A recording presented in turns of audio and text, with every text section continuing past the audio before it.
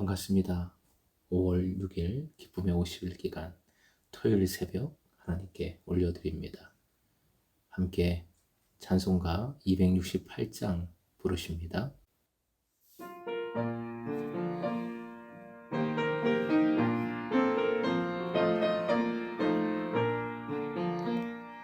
죄에서 자유를 얻게 함은 보혈의 능력, 주의 보혈.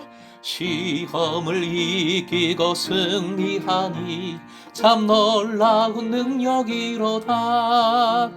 주의 보혈 능력이 또다. 주의 피 미루어 주의 보혈 그 어린 양의 매우 귀중한 피로다. 그 주의 복음을 전할 제목, 보혈의 능력, 주의 보혈. 날마다 나에게 찬송 주니 참 놀라운 능력이로다. 주의 보혈 능력이 또다. 주의 피 미루어 주의 보혈 그 어린 양의 매우 귀중한 피로다.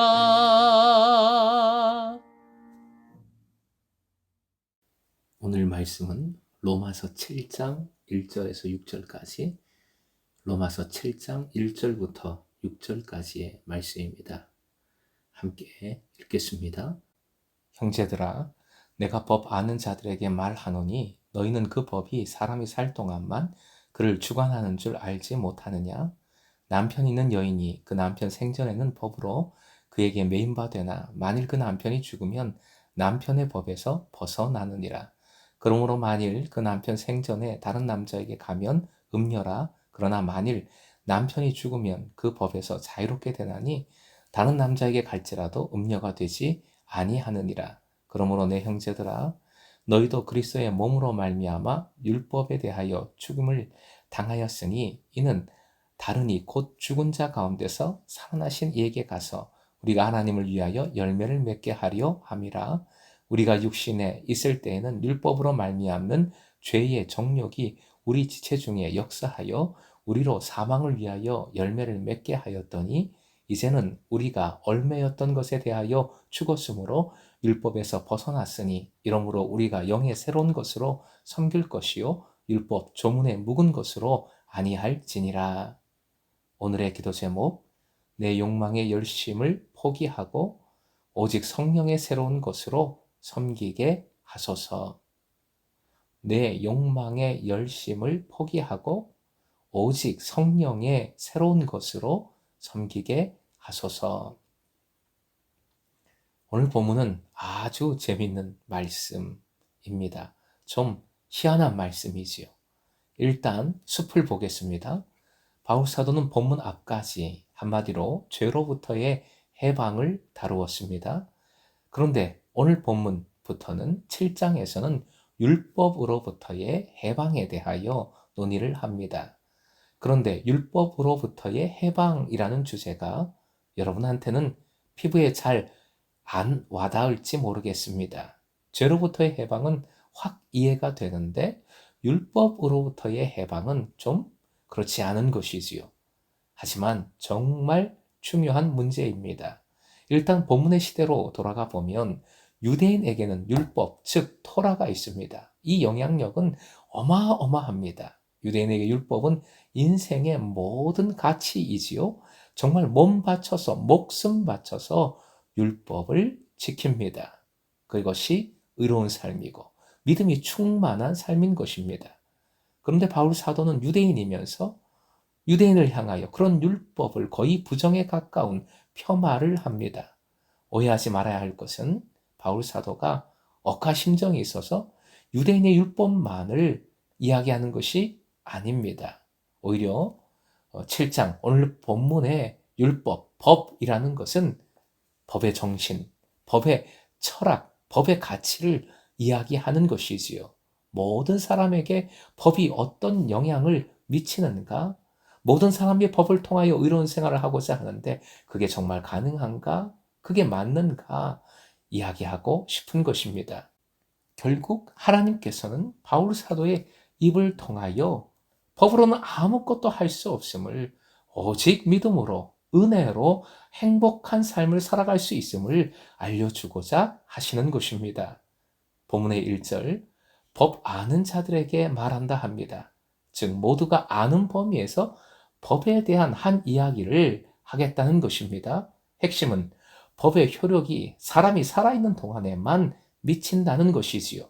그 법이 살 동안만 그를 주관하는 줄 알지 못하느냐라고 질문하는 이유입니다. 먼저 주관하다의 원어는 앞에서 죽음과 죄의 주인 노릇을 묘사하면서 사용된 단어로서 매우 부정적인 뜻을 가지고 있습니다. 즉, 좋은 주인이 아니라 억압하는 주인이라는 것입니다. 모세의 율법을 위시한 모든 법이 인간 사회의 재반 질서 확립과 이를 위한 각종 제도와 규범의 창출에 기여했습니다. 하지만 이 기여가 점점 과도해져서 결과적으로 법이 사람 위에 군림하는 폭군처럼 그 역할을 하게 된 것이지요. 그러한 법이 사람이 살 동안만 그 사람을 주관하는 것입니다. 사망은 죽은 사람이 관련된 모든 계약상의 의무들로부터 벗어나게 해주기 때문입니다. 바로 이 사실은 모든 사람이 아는 법의 내용이라는 것입니다. 그 다음에 이어지는 2절, 3절의 내용이 매우 흥미롭습니다. 이번에는 가정을 예로 듭니다. 당시의 결혼 관계는 부부가 평등하지 못했습니다. 특히 유대적 사고에서 혼인한 여자는 그 남편과 동등한 반려자는커녕 남편의 소지품이나 재산의 일부와 비슷하게 여겨졌지요. 아내가 남편을 기쁘게 하지 못할 경우 율법에 따라 남편은 이혼장을 써서 부인을 내보낼 권리가 있었습니다. 심지어 반찬이 맛이 없으면, 밥을 태우면, 기분 나쁘면 이혼장을 써서 부인을 쫓아보낼 수가 있었던 것입니다. 신명기 24장 1절 함께요. 시작.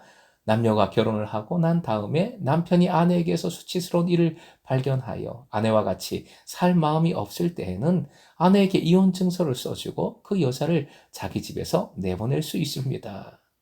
이런 법 규정이 본문에는 남편의 법이라고 표현되어 있습니다.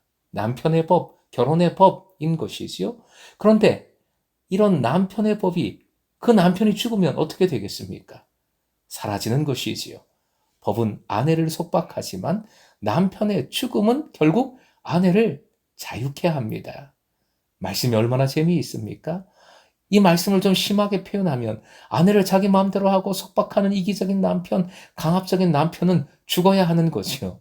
3절, 음녀는 간음한 여인이지요. 다른 남자에게 가는 것이 남편의 생전에는 간음 행위가 되지만 죽은 후에는 아무 문제가 되지 않습니다. 결국 죽음만이 법으로부터, 혼인법으로부터 자유롭게 해줍니다. 1절과 같은 원리, 내용이지요. 1절에서는 사람들이 아는 법 상식에 근거하여 법은 사람이 죽었을 때 아무 효력이 없다는 것을 말했습니다. 2절, 3절에서는 가정의 예를 들어서 남편이 죽으면 법으로부터 아내는 자유롭게 된다 진술했습니다. 그리고 이제 4절, 5절 앞의 말들을 진리로, 복음의 진리로 연결시킵니다. 4절과 5절의 대조를 통하여 진리가 무엇인지를 명확히 하는 용법을 사용하고 있습니다. 4절, 죽음이 혼인을 해약시키고 재혼을 허하는 것과 마찬가지로 그리스도인들도 그리스도의 몸으로 말미암아 율법에 대하여 죽임을 당하였으며 따라서 부활하신 그리스도와 다시 결합, 재혼할 수 있게 되었습니다. 율법에 대하여 죽었다는 것은 죄에 대하여 죽었다는 뜻입니다. 죄에 대한 형벌을 규정하는 것은 율법이기 때문입니다. 그리스도의 죽음에 참여함으로써 율법의 저주 혹은 죄에 대한 정죄가 제거되었음을 의미합니다. 갈라디아서 2장 19절이요. 함께 시작. 나는 율법과의 관계에서는 율법으로 말미암아 죽어버렸습니다. 그것은 내가 하나님과의 관계 안에서 살려고 하는 것입니다. 4절 끝에 중요한 표현이 나옵니다.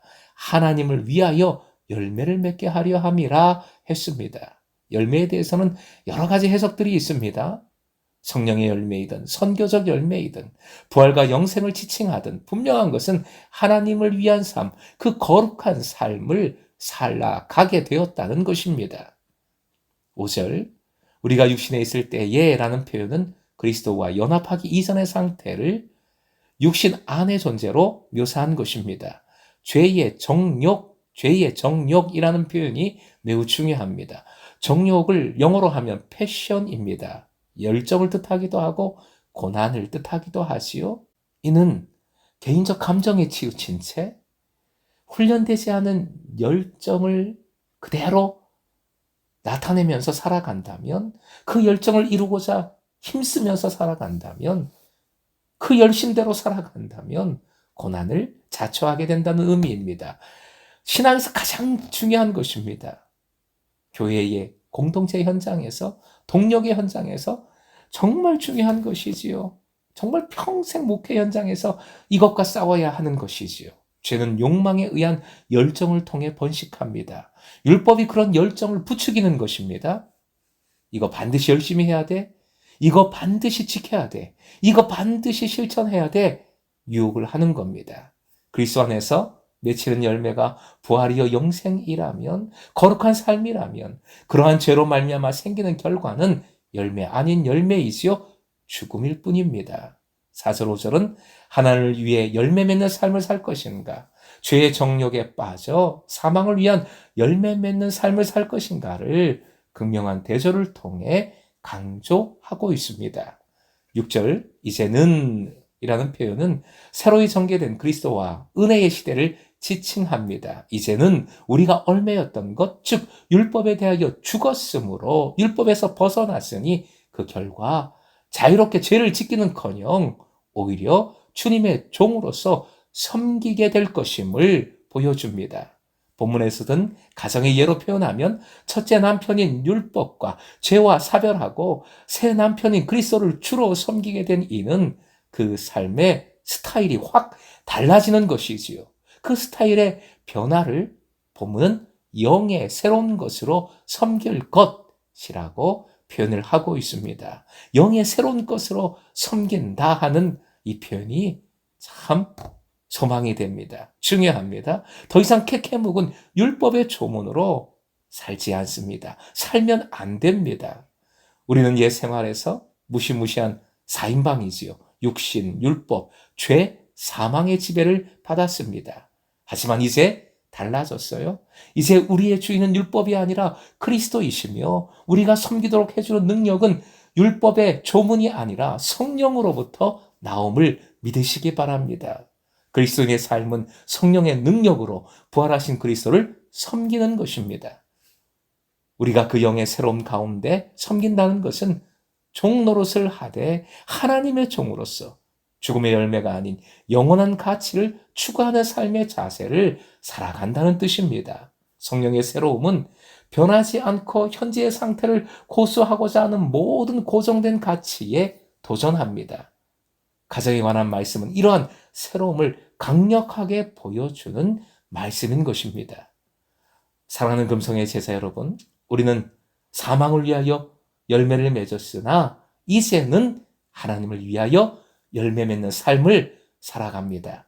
옛 삶에서 벗어난 이러한 새로운 삶을 시작하도록 하나님께서 해주셨습니다. 무엇을 통해서요?